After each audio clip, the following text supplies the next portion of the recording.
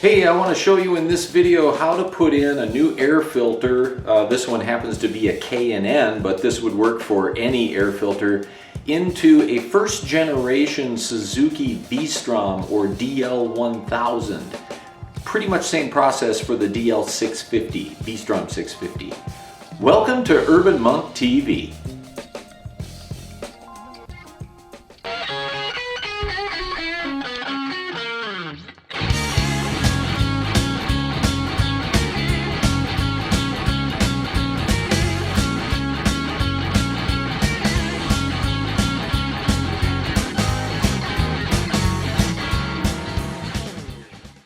I will say on the front end of this that you will be working with chemicals like gasoline that are harmful to your health, or can be if handled improperly. You see I've put some rubber gloves on here. You know, do this at your own risk, know what you're dealing with. We'll try to do this my way.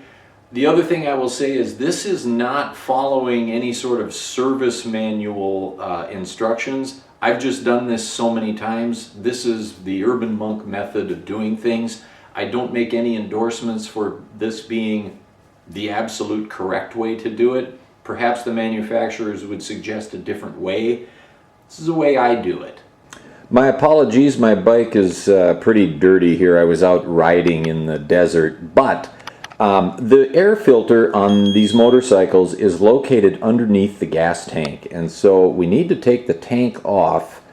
You'll see that these fairings are also here, and my bike has the crash bars installed. Depending upon your crash bars, I can speak for these GV or GV, however you want to pronounce them. This brand of crash bar, very common on these bikes. If you have them, you don't have to take them off to get the fairings off, but you actually don't have to remove the fairings to do the air filter, and I'll show you how. I like to start by first removing this piece of plastic here in front of the tank. You'll find these little plastic fasteners in a lot of places on this bike. They're pretty simple. You just pop the little middle in like that, and that is enough to release that part. Let me show you one of these just so you can see how they work. So they're essentially a two-piece design. The middle piece, when in this position, allows this to be more narrow in diameter, so it'll go into the hole, and then you can, put the part in place, and you press this down and it expands that diameter so it locks it in there. And then to release it further, you can use a screwdriver too if I happen to have this. You just press that down, that narrows the diameter again, and it comes out. So there's some small ones like this and some large ones on these bikes. Just careful with them. They're a little brittle, especially as they get older like this one. But I've been reusing these. I got 85,000 miles on this bike now, and I'm still using many of the same ones. I have replaced some.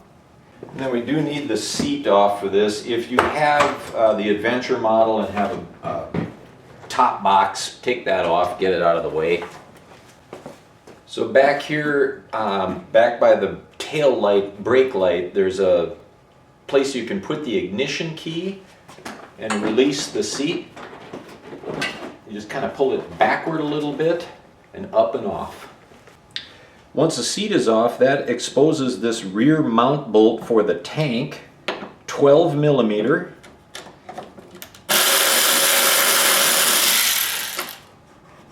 And you just take this whole thing off. I leave the bolt in there and stick it back here for safekeeping. But that'll loosen the tank up back here. So there's two of these, one on each side, big plastic piece. There is a retaining bolt here that is Allen wrench or hex 4 millimeter, and this fits in here pretty well with this particular ratchet with the crash bars on, but like I've got others that the ratchet handle is thicker here and it doesn't fit as well, so I keep using this tool for this. Oops. And just to get it loose, once it's loose, I tend to just use the tool itself and loosen it up that way. Of course, if you don't have the crash bars, you can just take it out real easily. But this is my way around working with the crash bars, and so many of these bikes do have the crash bars.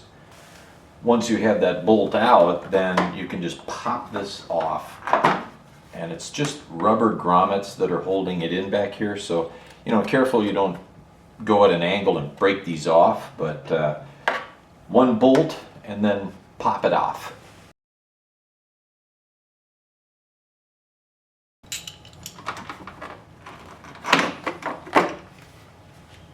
And then just keep track of your bolts. I like these little magnetic holders.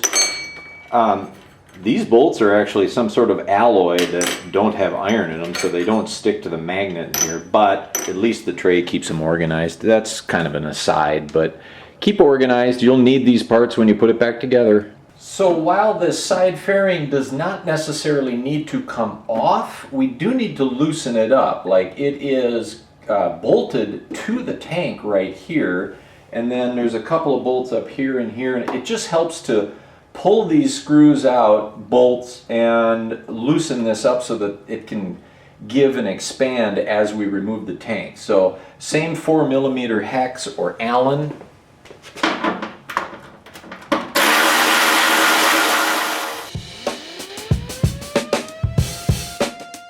I like to go even as far up as these.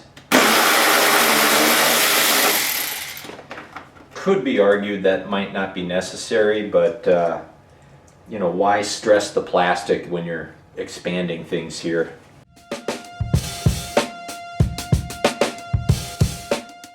One more thing to loosen up here. There is a bolt up here at the front. I'm going to zoom in here, the front of the gas tank. Put some light on it. You got 10mm on both sides of this long bolt. You want to remove that. On this one, I tend to use either box end or open end wrenches, just because it's easy enough to get in here, but you need two, one on each side, to be working this loose, and you can just fiddle with it a while. If you can fit an automatic ratchet or something in here, go for it, but once you got it loose, you can just take the nut off on this side. Sorry about the light. And then there's a little bit better light. And you can just push that, kind of rotating things and loosening it up. There we go. Pop it through, get a grip on it.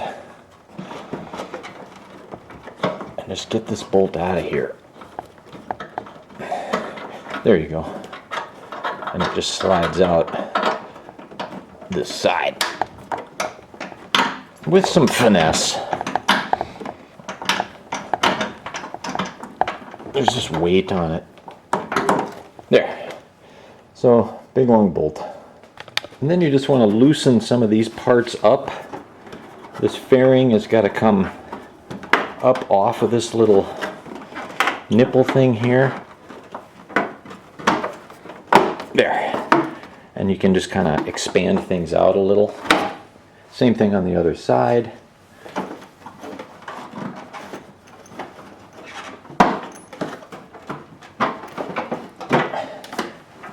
There you go. So down here under the tank is an electrical connection and a fuel line connection. We're going to deal with this electrical connector first.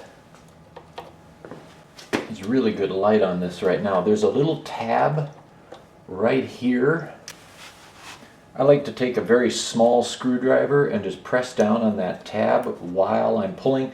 Don't be pulling on the wires. Pull on the two pieces of this union.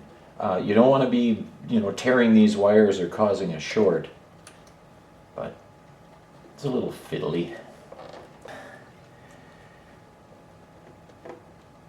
There we go. Just like that.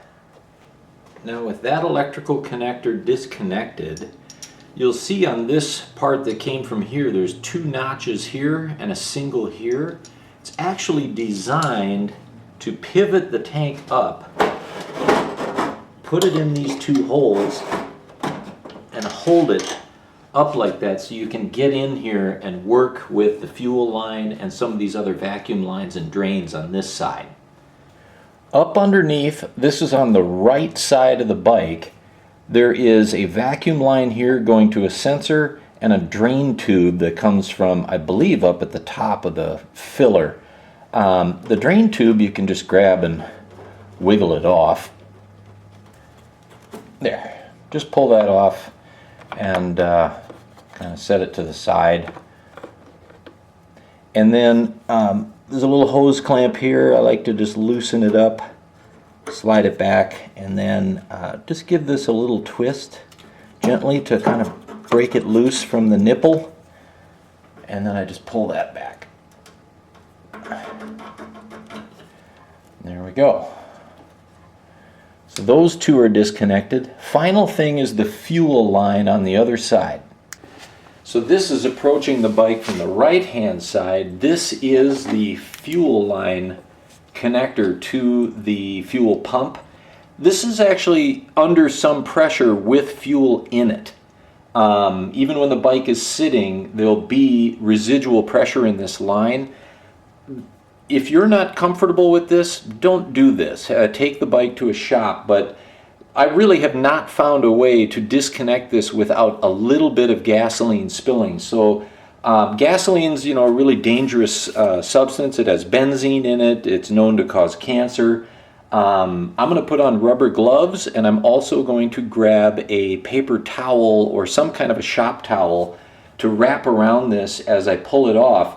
So you're not going to be able to see very well what I'm doing because I surround it in that shop towel. So I want to show you that before I do it.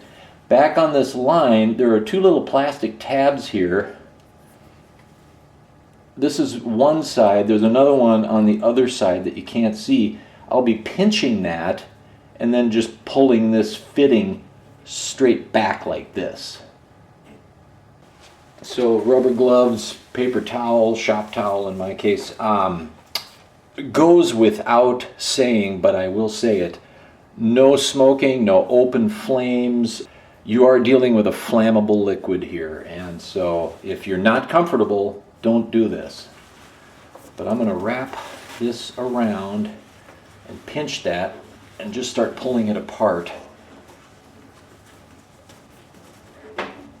And I'll let you see what this looks like removed.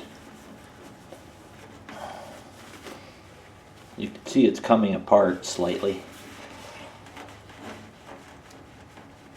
And is it a lot of fuel that comes out? No. But it's enough to start a fire.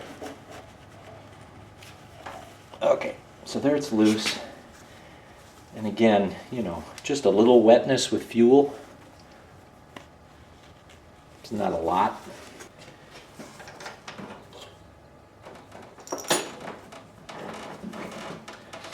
So with all that disconnected, the tank is now completely free. I'll say it does help to have an empty tank because it's less heavy, but just know if you have fuel in this thing, it weighs about 7 pounds, point something per gallon, and you got 5.2 or 5.4 gallons here potentially. So this can be quite heavy. My tank is drained down a little bit, so it's not so bad, but you want to again be working away from these fairing parts here, and we're going to slide this back this way with a wiggling motion.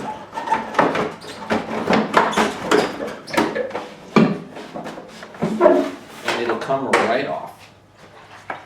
And with that, we're looking at our air box.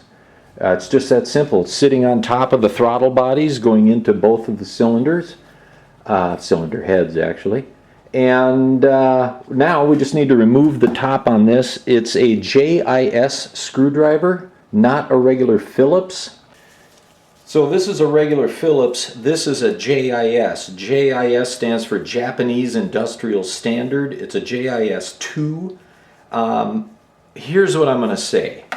The JIS2 fits these things like a glove. A regular Phillips does not, but it will get the job done. Not an endorsement of using the regular Phillips. I really doubt you're going to strip the heads on this with a regular Phillips, but I just can't endorse using the wrong tool for kind of obvious reasons, I guess. But I'm going to loosen these up. These two are not retained, so best to put them somewhere safe, like back in your little magnetic tray or wherever you're storing your nuts and bolts, because they can fall down in the engine easily. All of the other screws, which there's 1, 2, 3, 4, 5, 6 more, total of 8, have these little retainers around them so they stay with the cover once you've loosened them up. So just run around and loosen them all. Let me move the camera and I'll show you this one up here. So, sorry, going handheld here, but there's the one down, there we go, on the left, and then there's another one on the right up toward the front. So we'll get these front ones loosened, and then I'll get both of these, and then 2 more on this side just like these. Alright, so with all 8 of those screws loose or removed, you can just pop this off. This air intake is kind of a hard rubber plastic piece, and there is a bit of an interference here, so I always find I have to just kind of pry it out, and you can see I need a new air filter. This thing has a lot of miles on it. Look at the inside here. Again, you see that my screws are all retained, turning it upside down. Look for bugs and things that get up in here, clean that out. This is the dirty side of the filter. Obviously down toward the throttle bodies is the clean side. Now, depending upon if you're putting a new paper filter in or not, you may get a filter with a rubber seal around it, or it may come without it. I've seen cheap ones on eBay come. There's a bug that got in there or something.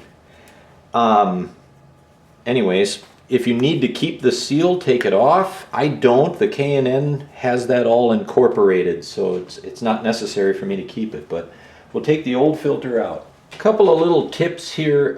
Inspect in here. You want this area to be clean. Take a look at this breather filter.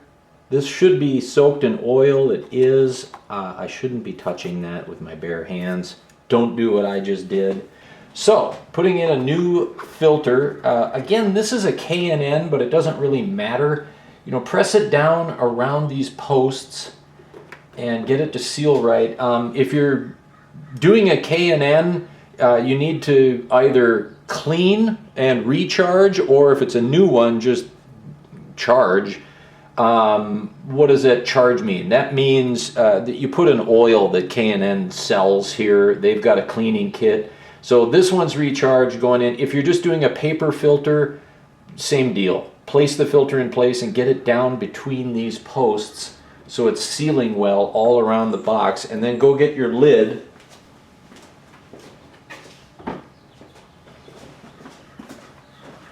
or cover or bonnet or whatever you want to call it.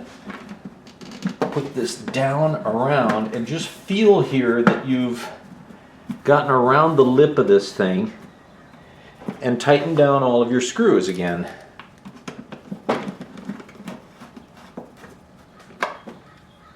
Don't over tighten these. Just snug them down. You are screwing a metal screw into plastic, and if you get too aggressive, you can strip that plastic out pretty easily.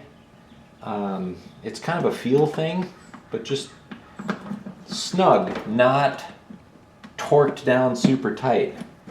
So like there I've got resistance, and maybe I'm giving it another, well, it's a feel thing. I can't tell you how many screws to go from resistance, because there the cap actually went down a little further, so I'm not going to try that method for you. Just get it down snug and tight. That's as best as I can do for a description. And then these two come back.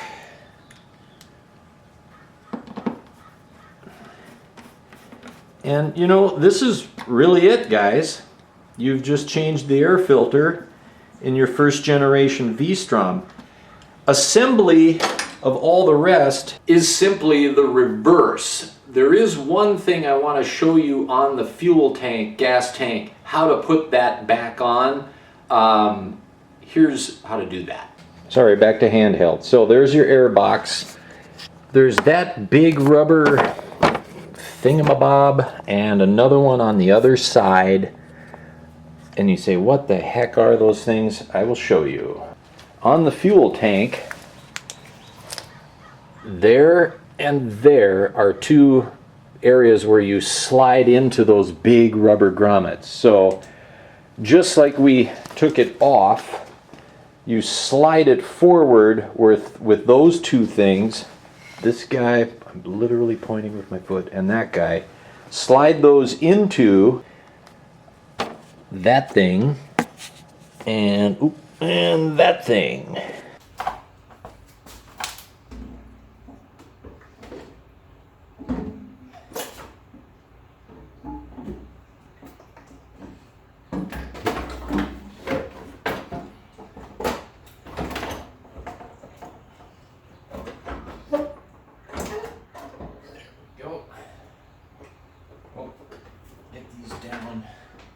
Get these down below your plastic pieces. There. And it's settled right in.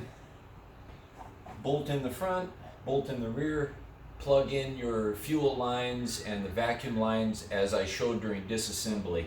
And then just simply reverse everything you did. Hey, that's it for how to do the air filter in a first gen V-Strom. Little bit different, I think, for the 650. I don't own a 650, but I looked through some stuff online. It looks very similar. You know, you're going to have to work around the nuances between these two bikes, but quite similar. Hey, if you like motorcycle maintenance, be sure to like and subscribe to this channel. I do a lot on the Suzuki V-Strom. I also have a custom cafe racer build. Every nut and bolt, the whole journey, took me 3 years. You may enjoy that. You can see that here. Also, check out my book, Creating Mr. Corton. It's available on Amazon or on urbanmonktv.com. The story of building my cafe racer and a bit about my life growing up, taking shop classes from a gentleman named Mr. Corton, who was inspiring to me, and just falling in love with motorcycling way up in the Northland in the 1980s. What else? Motorcycle journey. I rode this thing across the country and back, starting with 71,000 miles on it. It now has 85,000 miles on it. You can go along for that moto camping adventure every step of the way from Los Angeles, California to Portland, Maine, completely diagonal across the United States and back again. That can be viewed right here. So hey, again, please like and subscribe if you would like to become an urban monk. Thanks for watching.